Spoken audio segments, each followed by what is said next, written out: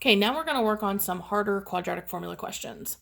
So with this problem, I'm going to start off, I'm going to subtract the 1 from both sides, just like I know I should. And I get 4x squared plus 4x minus 9 equals 0. A is 4, B is 4, C is negative 9.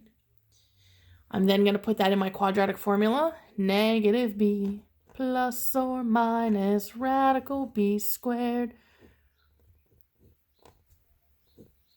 minus 4ac all over 2a. And it looks like that. You're then going to type the discriminant in your calculator, and you'll see that you get this negative 4 plus or minus the square root of 160 all over 8. Now, 160 is not a perfect square. So for this one, we need to do our factor tree over here. So I'm going to use 10 and 16, but remember, you can use anything you want. 2 and 5, 4 and 4, 2, 2, 2, 2. So my list, I have 5 2s and a 5.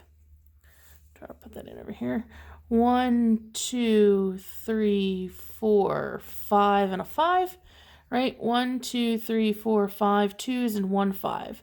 Circling our pairs.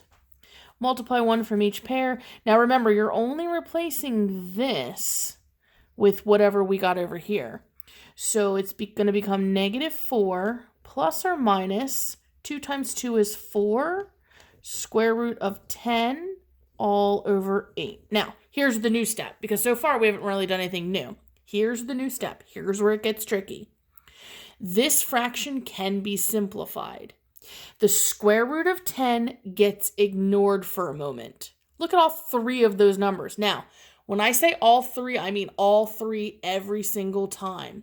When you decide that something goes into all 3, it must go into 3 numbers. If it only goes into these 2, you don't simplify it. If it only goes into these 2, you don't simplify it. It's already simplified. It has to go into all 3.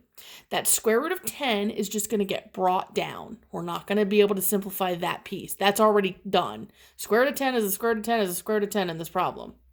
So what's the biggest number that goes into 4, 4, and 8? Well, that would be 4. And 4 goes into negative 4, negative 1 time. 4 goes into positive 4 1 time. Now, I'm only going to put that there as a dotted 1. You don't need to have that 1 there, but you can. Just know if it's multiple choice, that 1 won't be there.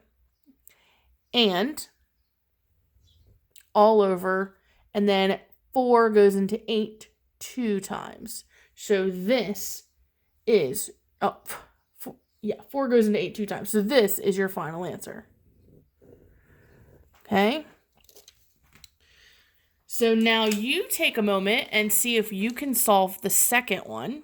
It's going to be very similar. That last step is going to be the key there.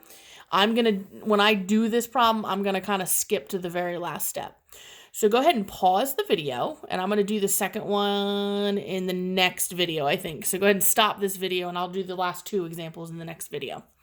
So stop the video, try your hand at it, see if you can get the answer. So here's number 1 again, in case you were writing it down.